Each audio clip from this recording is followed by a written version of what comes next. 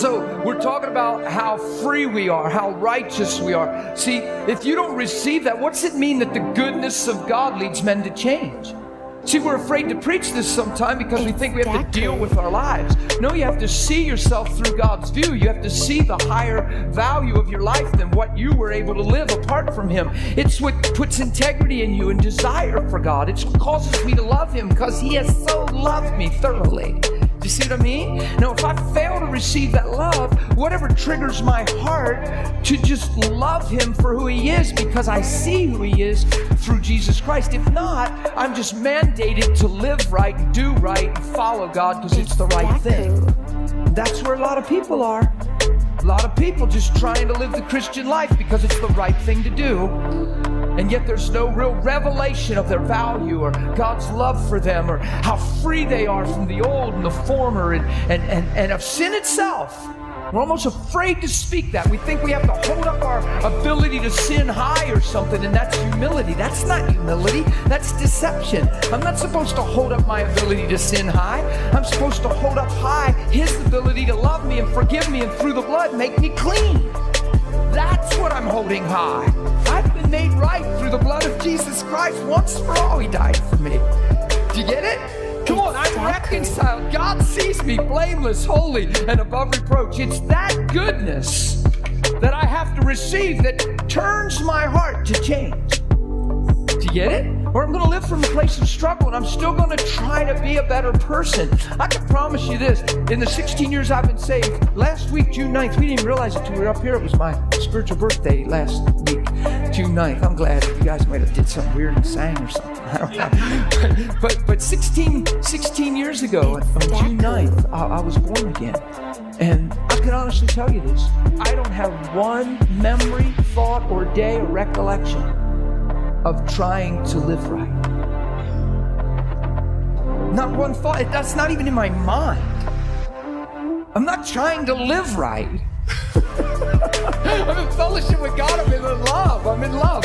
And the manifestation of that relationship causes my life to be a certain way. I think a certain way. I act a certain way. I do a certain way. It all comes out. It's all fueled by this. So I'm not waking up trying to be a Christian. I don't even know what that means.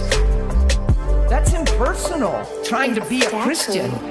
No, you're enjoying being a son, a daughter. You're enjoying being one with Him. You're enjoying being loved by God. In the midst of all your weakness of the past days, He has come and given you strength and life and an identity and a purpose. Come on, that's the Christian life. That's relationship with God. We are so caught up with trying to do the right thing and live the right way. That just flows out of knowing Him. It's the spontaneous result. Even faith, guys, if you look at the word, faith is the spontaneous result in your life of knowing Him. That's where faith comes from. Knowing Him. Wonder if that's why we try so hard to have faith in so many areas. Because we don't see Him and know Him in those areas. Is He really our Father? Is He really the one that saved us? Is He really the one that's forgiven us and washed us clean? You say, well, I don't feel clean, brother. You are clean. Through the blood of Jesus, you ought to rejoice. You get what I'm saying? Come on, this thing's going right back. So I'm just summarizing where we've been so far since the beginning of school. And it's amazing how there's so many scriptures bombard me when I get up here to talk on this topic because they're everywhere. It's all about your redemption, your restoration, making you brand new, new creature, new way of thinking, new way of seeing yourself. You see what I mean? That's what the gospel's all about. It's Christ in you. It's looking through Christ. And I'm telling you, you're the steward of your heart. It is a dime a dozen to get distracted, pulled away, identified by a whole bunch of other stuff and feelings and things. Really? Come on. Be real with me. Is that true? I mean, there's just so many details that could just rule your day, rule your life, where you look in the mirror and see something less than what Christ proclaims. You follow me? And I want to grow so much in this gospel that when I look in the mirror, I see exactly what He came for. I know why He died. And I go, yes, you should have. See, we feel weird about that. Like, who, me? Why would He die? die for me? What do you mean, why would he die for me? Because I'm a son from the beginning. I was the predestination of God. He knew me when you didn't. What do you mean, why would he die for me? I have so much more to my life than what I knew and what I lived for, and God knows that. So he sent his son to die so I could finally live.